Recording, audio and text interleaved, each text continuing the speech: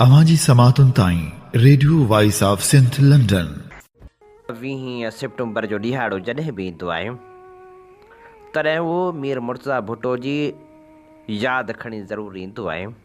हे उहो ई कारो ॾींहुं आहे जिते शहीद मीर मुर्तज़ा भुट्टो खे शहीद कयो वियो। अॼु असीं प्रोग्राम सोच वीचार में शहीद मीर मुर्तज़ा भुट्टो खे भेटाउनि जा गुलाब आछींदासीं। उन सां गॾोगॾु असीं यादगिरियुनि जा वर्क वराईंदे भेटा पेश कंदासीं अमुल इंसान इंजीनियर अब्दुल अज़ीज़ बुरड़े खे ऐं उन सां गॾोगॾु मुख़्तलिफ़ मामलनि ते वीचार बि अव्हां सां वंडींदासीं। अॼोके ॾिहाड़े यानी शहीद मीर मुर्तज़ा भुट्टो जे ॾिहाड़े ऐं शहीद मीर मुर्तज़ा भुट्टो बाबति अलाला मुस्लिम लिखे थो।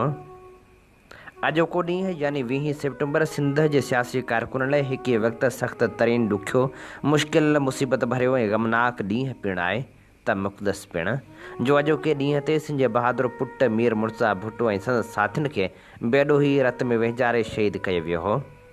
मीर मुर्तज़ा भुट्टो जो जनमु 18 सितंबर 1954 ते शहीद ज़ुल्फ़कार अली भुट्टे जे घर 71 क्लिफ्टन में थियो ऐं हूअ 20 सितंबर 1996 ते पंहिंजे यबाणे घर जे ॿाहिरां थोरे मुफ़ासिले ते राज रहज़न हथां मारियो वियो।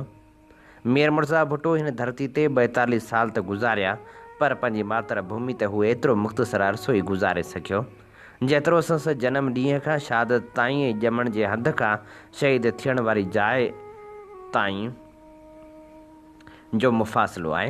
छाकाणि त हूअ जॾहिं जवानी जो जोश संभालण वारो ई हो त खेसि पंहिंजी मातृभूमि तां जलावतनी इख़्तियार करणी पई। 5 जुलाई 1977 जी उहा कारी राति हुई जंहिं राति जनरल ज़िया पाकिस्तान जे पहिरें चूंडियल वज़ीर अज़म खे गिरफ़्तार करे संदसि हुकूमत ते राताहो हणी पाण हिन मुल्क जो सरबराह बणिजी वियो। शहीद ज़ुल्फ़कार अली भुट्टे जी गिरफ़्तारी बाद मीर मुर्तज़ा भुट्टो फ़ौरन जलावतनी इख़्तियार करे वियो ऐं जॾहिं हू पंहिंजी मातृभूमिअ खां जलावतन थी रहियो तॾहिं संदसि उमिरि हिकु शागिर्द वारी हुई पर हुन उन उमिरि में जेका उन वक़्त जे साम्राजी शैतान सां वेढ़ कई तंहिंजो मिसाल मिलणु मुश्किल आहे। जॾहिं पाकिस्तान जे अदालतनि तरफ़ां ज़ुल्फ़कार अली भुट्टो खे हिकु कूड़े क़त्ल केस में फाही जी सज़ा ॿुधाई वई तॾहिं मीर मुर्तज़ा भुट्टो पंहिंजे निढे भाउ कामरेड शाहनवाज़ भुट्टो सां गॾु पंहिंजे मज़लूम पीउ खे इंसाफ़ ॾियारण लाइ जनरल ज़िया जे गैरानी हुकूमत ख़िलाफ़ु अक़वाम मुतहिदा समेत सॼी दुनिया जे मुल्कनि जे सरबराहनि खे अपीलूं कंदो रहियो। पर जीअं सिंधी में मशहूरु चवणी आहे त ॾाढे जी लिट खे ॿ मथा सो ज़िया खे बि अमेरिका जी सपोर्ट हुई ऐं अमेरिका जेको दुनिया जो ॾाढो मुड़ुसु हो तंहिंजी हो ॾाढो कंहिंजी बि न हली ऐं जीअं हिननि चाहियो पए ईअं ई थींदो रहियो। 4 अप्रैल 1979 ते शहीद ज़ुल्फ़कार अली भुट्टे खे फाही ॾिनी वई। शहीद भुट्टे जी फाही खां पोइ मीर मुर्तज़ा भुट्टो पंहिंजे पीउ ऐं पाकिस्तान जे मज़लूम पोरे तवाम मथां ज़ुल्म कंदड़ ज़ालिम डिक्टेटर खां हिसाब किताब वठण लाइ अल ज़ुल्फ़कार नाले तनज़ीम जो बुनियादु पिणु विधो जंहिंजो चेयरमैन पाण ई गोरिल्ला चीफ अॻवान कामरेड शाहनवाज़ भुट्टो थिया। हिननि केतिरा ई भेरा जनरल ज़िया मथां हमला कराया पर हूअ बचंदो रहियो। साम्राजी ऐं फाशिस्ट क़ुवतनि सां विढ़ंदे पंहिंजे शहीद पीउ जी शहादत खां बाद 18 जुलाई 1985 ते मीर मुर्तज़ा भुट्टो खां संदसि ॾुखनि सुखनि जो सहारो साम्राजी क़ुवतनि ख़िलाफ़ु कयल गोरिल्ला वेढ़ में साथी रहंदड़ निढो भाउ कामरेड शाहनवाज़ भुट्टो बि खसियो वियो। हू पंहिंजे अज़ीम पीउ ऐं बहादुर भाउ जे मैयतनि खे कुल्हो त न ॾेई सघियो पर हुननि जी जुदाई जो घाव संदसि सीने में बाहि जीअं भड़कणु लॻो। हूअ पंहिंजे पीउ ऐं भाउ जी शहादत बाद तेसिताईं विढ़ंदो रहियो जेसिताईं हुन पंहिंजे ख़ानदान ऐं पाकिस्तान जी मज़लूम अवाम जे क़ातिल साम्राजी एजेंट जनरल ज़िया खे मंतक़ी अंजाम ताईं न पहुचायो। उहो शहीद मीर मुर्तज़ा भुट्टो जंहिं हिन ग़लीज़ ऐं साम्राजी निज़ाम ख़िलाफ़ु विढ़ंदे पंहिंजे पीउ खे फाही चढ़ंदे ॾिठो ऐं पाण केतिरा ई साल उन साम्राजी ऐं तबक़ाती निज़ाम ख़िलाफ़ु पंहिंजी धरती खां दूर जलावतनी इख़्तियार करे पंहिंजी जवानी जो ॻिच अरसो वेढ़ में विढ़ंदे गुज़ारियो।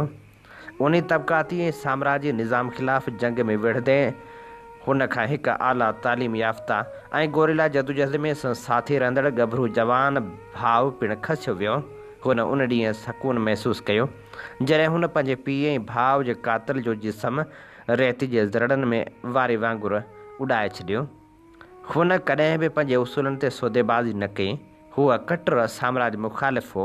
हुन जे दिल ऐं दिमाग़ में हमेशह हिकु ई ख़्यालु रहंदो हो त हिन मुल्क जे मज़लूम ऐं पोरे तवाम जी ख़ुशहाली खे कीअं यकीनी बणाए सघिबो। मीर मुर्तज़ा भुट्टो 1993 में सिंध असेंबली जी सीट ते इलेक्शन विढ़ियो। उन वक़्तु इलेक्शन में हुनजो मुक़ाबिलो ज़िया जे कारकुननि न पर पंहिंजी भेण जे बिहारियल उमेदवारनि कयो।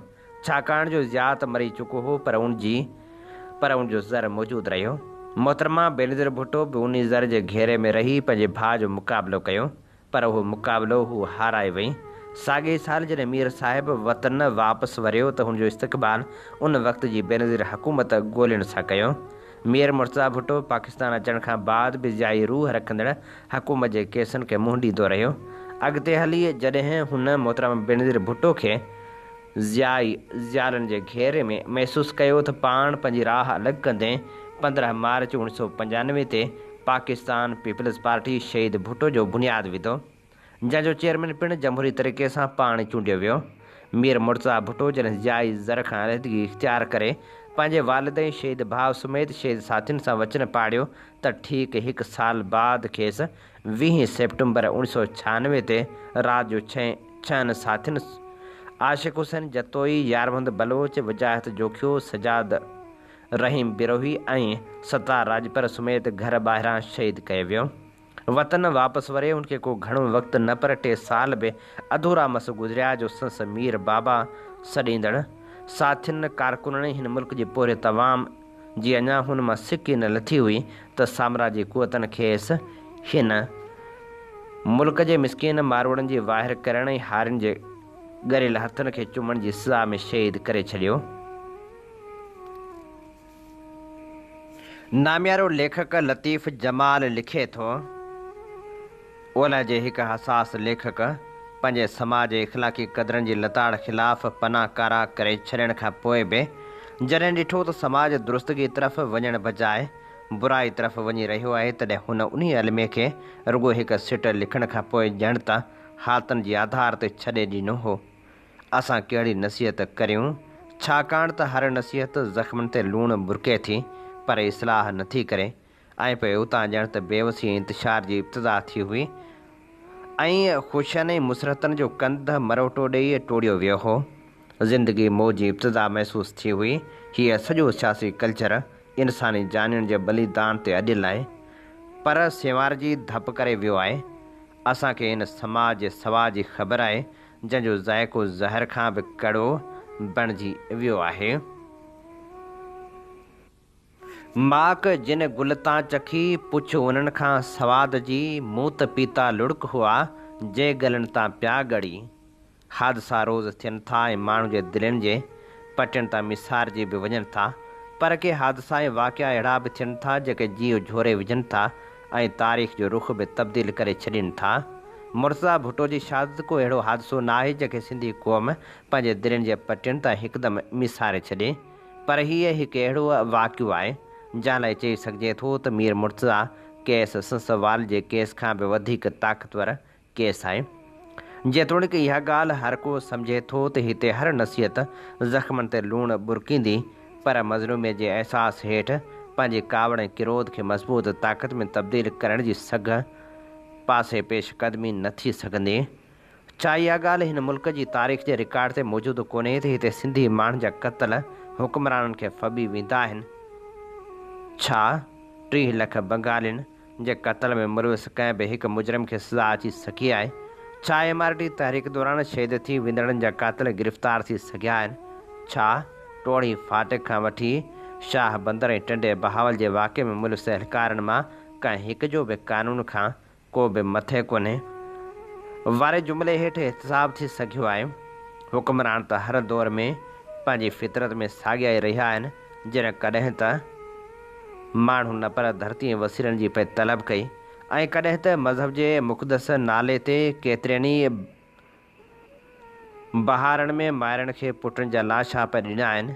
तॾहिं इहो सुवाल बहरहाल ज़रूरु असांजे ज़हननि में आरस भञी उथे थो त किथे 3 जजनि ते मुश्तमिल मुर्तज़ा जे क़त्ल जांच कमीशन जी रिपोर्ट हमदुररहमान कमीशन जी रिपोर्ट जा गुमत न कई वेंदी।